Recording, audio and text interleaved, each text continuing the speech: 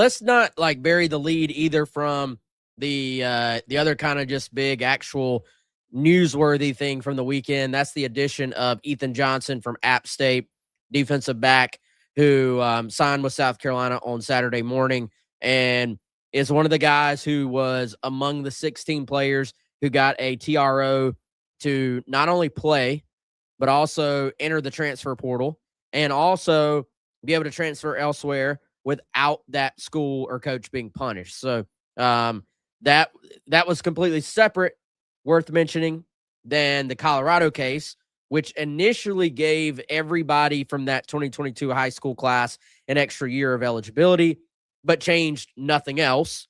So at the time when that happened, those guys and girls, because it was every sport, were then given an extra year, basically. They were given the 5th year they never got. Well, the NCAA won a stay in that court battle. So now everybody is ineligible again, and to be determined on what happens with that. This deal, and those guys could not enter the transfer portal, worth mentioning. The 16 that Ethan was involved with, that DQ Smith, for that matter, was involved with, they were able to enter the portal. He did so last week, signed with South Carolina on Saturday. And Chris, I think if we add together Beamer's comments from last Tuesday about the competitions, add together what we've heard about the battle really behind Judge Collier and Vakari Swain, and then you look at the experience level that Ethan Johnson has at App State, it does make a lot of sense why South Carolina would make this move. Yeah, I think, we're just talking about a position where South Carolina feels really good. I think corner is not the direct opposite, right? Because from a starter standpoint, it seems like they feel pretty solid with Vakari Swain and Judge Collier, but corner depth has both publicly and even just according to what we've heard and picked up, it is a concern, right? And the biggest part of that is the youth at that position. The youth, the inexperience, behind Judge and Vakari, you've got DeMarcus Leach, who's a sophomore who did play last year as a true freshman, including game 1, but playing a position that he had never played up until college. Kudos to him and to Torian Gray for getting him ready enough to play last year, right? But still inexperienced, still a year 2 player. Cassie Barnes has been in the mix for that spot.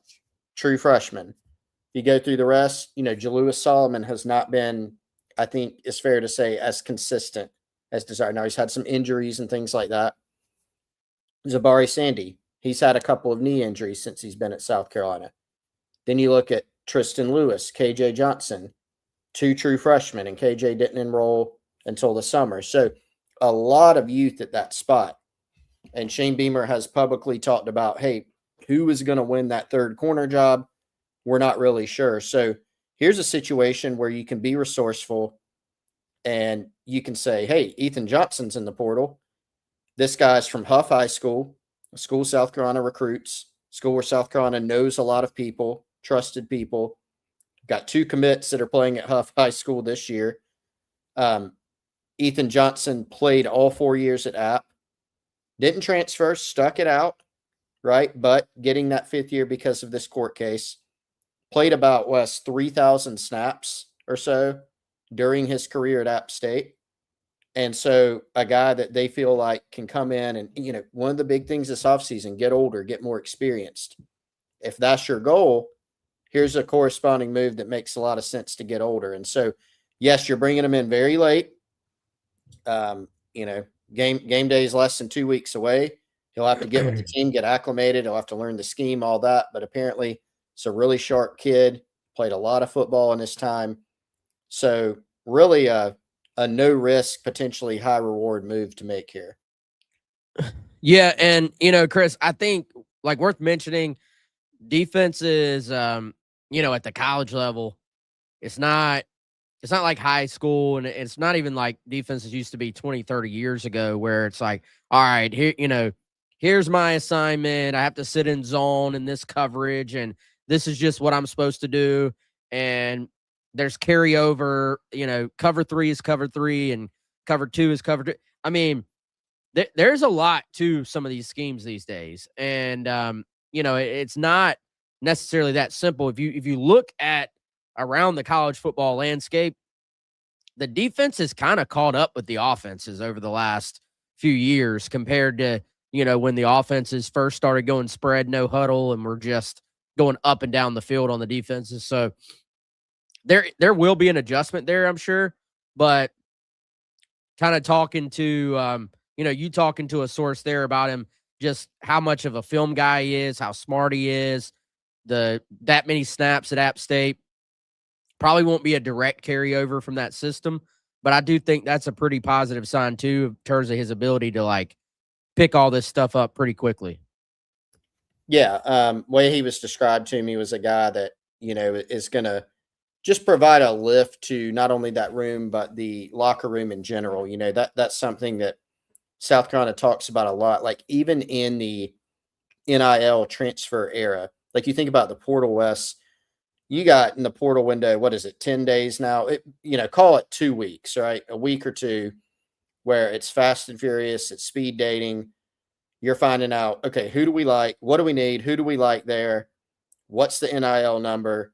Bring them on campus, see if it works out. But we've even heard some anecdotes of kids that South Carolina brought in, said, hey, really like this guy as a player, not a great fit for us, as a program. And that stuff does, I think, still matter. You do have to try to work that out as much as you can.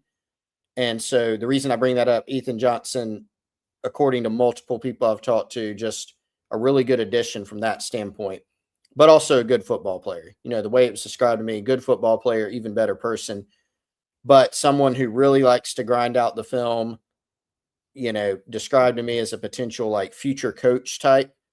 And as an experienced player, that's what you like in this room. Does he end up being that third corner? He'll have every opportunity to win it. If he's not, is he just a nice, steady veteran presence that you can bring into that room to help the young guys, give you some depth, play special teams? Yeah, that might be the case too. So kind of goes back to like the low risk type thing. You're bringing in a guy late and you basically just see what happens. And I think it was a resourceful get for South Carolina because we've now seen them, Wes, kind of use this. They haven't pulled a guy from an NFL team yet. Maybe, I don't know if that's coming, but they've used the portal window. They got a couple transfers in late. Remember Vincent Chin at O-line, Malik Orson at kicker. Those were like April, May gets. And now you got this court case. Hey, we need somebody there to add competition. Let's go grab this guy. Yeah, and we'll see what we pick up on how quickly he picks everything up, but certainly really no downside to making that move, I don't think.